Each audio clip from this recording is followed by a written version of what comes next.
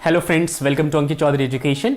And आज की class में गाइस डिस्कस करने वाले हैं हम पास्ट ईयर के questions from the chapter electricity class 10th physics. तो चलिए शुरू करते हैं डिस्कशन और डिस्कस करते हैं आज का फर्स्ट क्वेश्चन, जहां आपसे बोला हुआ है draw a diagram of an electric circuit comprising 3 cells and an electric bulb, ammeter, plug key in on mode and another with the same component but in parallel and a voltmeter, right? तो दूसरे वाले circuit diagram के अंदर तो voltameter होना चाहिए और वो भी पैरेलल में कनेक्ट होना चाहिए। बाकी लगभग कॉम्पोजिशन सेम है। हम दूसरे वाले से मेरा क्या मतलब है? मेरा मतलब ये है कि आपको दो सर्किट डायग्राम बना के दिखाने हैं। पहले वाले में आपके पास बैटरी होनी चाहिए, ठीक है, 3 डिफरेंट सेल्स के साथ, राइट। और दूसरे वाले केस में सारी चीज़ें यही रहेगी, बस एक वोल्टामीटर आपको एक्स्ट्रा कनेक्ट कर देना है, साथ में आपको बल्ब भी कनेक्ट करना है। तो आइए पहले वाले केस का आंसर डिस्कस करें। ये हमारे पास सर्किट डायग्राम है। इस सर्किट डायग्राम के अंदर अगर आप ध्यान से देखोगे तो आपको पता चलेगा एक एमीटर लगाना था, बिल्कुल हमने लगा दिया। हमने एक की लगानी है, वो ऑन मोड में हमने लगा दिया। ऑन मोड में कैसे होता है? जब डायरेक्ट कनेक्ट कर देते हो। एक बल्ब लगाना था, बल्ब लगा दिया सर्किट के अंदर। 3 सेल लगाने, उनकी जो वैल्यूज़ है वो मोर और लेस सेम होगी। तो हमारे यहाँ पे 3 सेल लगे हुए हैं और उसको इकट्ठा देखोगे तो एक बैटरी दिखेगा, जिसको कि हम पोटेंशियल प्रोवाइडर भी कहते हैं, राइट। चलिए दूसरे के केस में अगर आप ध्यान से देखोगे तो लगभग डायग्राम सेम है, बस यहाँ पे आपको 2 बल्ब कनेक्ट करना है, दोनों आपस में पैरेलल में कनेक्ट होने चाहिए। जाहिर सी बात है, अगर आपने वोल्टामीटर लगाया तो वो भी सर्किट के हिसाब से पैरेलल में कनेक्ट होता है। बाकी एमीटर सीरीज़ में है, प्लग की सीरीज़ में है, बैटरी एज इट इज़ है। तो ये हमारे पहले क्वेश्चन का आंसर हो गया। चलिए डिस्कस करते हैं नेक्स्ट क्वेश्चन, जहाँ आपसे बोला हुआ है out of the 2 wire X and Y shown below. नीचे आपके पास 2 वायर है एक्स एंड वाई। आपको बताना है कि which one has greater resistance और फिर आपको इसका रीजन बताना है। जब आप सोच के देखो ना, जो रेजिस्टेंस की हम बात करते हैं तो हमारे पास फॉर्मूला होता है R is equals to rho L divided by A, right. अब मुझे बताओ, जो रेजिस्टेंस है वो डायरेक्टली किसके प्रोपोर्शनल है? लेंथ के, यानी कि लेंथ अगर ज़्यादा तो जाहिर सी बात है उसका रेजिस्टेंस ज़्यादा। इस वाले केस में यानी वाई वाले केस में लेंथ ज़्यादा है, तो फिर मैं ये कह सकता हूँ बहुत आराम से कि भाई वाई का जो रेजिस्टेंस है वो ज़्यादा होगा।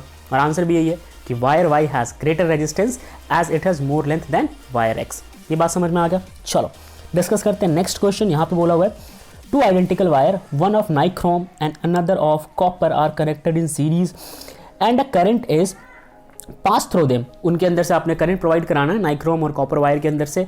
आपको बताना है state the change observe in the temperature of the wire. तो किस वायर का टेम्परेचर ज़्यादा होगा या कम होगा, ये चेंजेस आपको बताना है और आपको एक प्रॉपर रीजन के साथ आंसर को जस्टिफाई करना है। साथ में बताना है कि कौन सा लॉ आपने इस्तेमाल किया था इसको समझाने के लिए।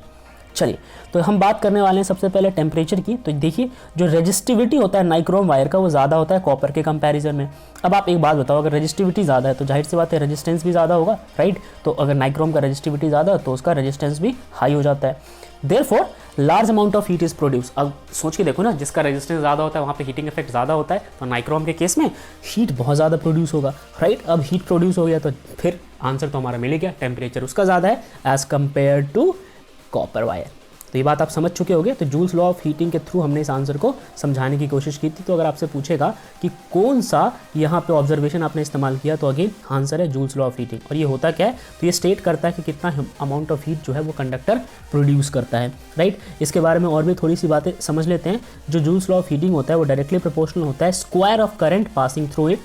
सेकेंड, वो डायरेक्टली प्रोपोर्शनल होता है रेजिस्टेंस जो कि कंडक्टर ऑफर करता है उसको, तो यहाँ पे ये लिखा हुआ है। थर्ड, ये डायरेक्टली प्रोपोर्शनल होता है कितने समय तक उसमें से करंट फ्लो कर रहा है। उसमें से मेरा मतलब है इस कंडक्टर के अंदर से कितने टाइम तक करंट फ्लो कर रहा है, इस पर डिपेंड करता है आपका जूल्स लॉ ऑफ हीटिंग। समझ गए इस बात को? अगर इन तीनों को कंबाइन कर दोगे, इक्वेशन 1, इक्वेशन 2 एंड इक्वेशन 3 को, तो आपके पास एक प्रॉपर इक्वेशन कुछ इस प्रकार से निकल के आएगी आपके सामने, राइट। जहाँ पे H is directly proportional to I square R T होता है। प्रोपोर्शनलिटी हटाओ, आपके पास कांस्टेंट आ जाएगा के, और के जो होता है ये आपका हीटिंग इफेक्ट का कांस्टेंट होता है। ऐसा यूनिट के अंदर इसकी वैल्यू जो होती है वो 1 होती है। इस बात को समझ लिया। चलिए डिस्कस करते हैं नेक्स्ट क्वेश्चन, जहाँ से बोला हुआ है एन इलेक्ट्रिक बल्ब जिसकी रेटिंग जो है यानी कि जिसकी पावर कंजप्शन है वो 60 वॉट गिवन है और 240 वोल्ट के साथ आपने इसको कनेक्ट किया हुआ है। आपको रेजिस्टेंस कैलकुलेट करना है। फिर सवाल में आगे बोला हुआ है कि अगर वोल्टेज को ड्रॉप कर देते हो 240 से 192 वोल्ट पे, तो अब ये कितना पावर कंज्यूम करेगा, ठीक है। ये सारी चीज़ें आपको बतानी है। तो आइए सबसे पहले इस क्वेश्चन के पहले पार्ट को सॉल्व करें, जहाँ पे हमसे रेजिस्टेंस पूछा हुआ है। पावर है हमारे पास 60 वॉट का और जिस पोटेंशियल से कनेक्ट किया हुआ है 240 वोल्ट। रेजिस्टेंस ऑब्वियसली नहीं पता, हम इसे तो कैलकुलेट करेंगे। तो अगर आप ऐसा करने की कोशिश करते हो तो आपके पास एक सोल्यूशन ये होता है कि जो फॉर्मूला है ना पावर के केस में रेजिस्टेंस के टर्म्स में, वो लगा लो। तो power is equals to potential का स्क्वायर डिवाइडेड बाई आर, ये हमारे पास फॉर्मूला होता है, राइट। अच्छा, अब यहाँ से समझो कि अगर मैं आर को इस तरह भेज दूँ और ये P1 को नीचे ले आओ। P1 से मेरा क्या मतलब है, जब पावर आपका 60 वॉट था उस केस में हम सॉल्व कर रहे हैं अभी, तो हमारे पास रेजिस्टेंस निकल के आ जाएगा 960 ओम, राइट। तो ये हमारे पास रेजिस्टेंस निकल के आ गया।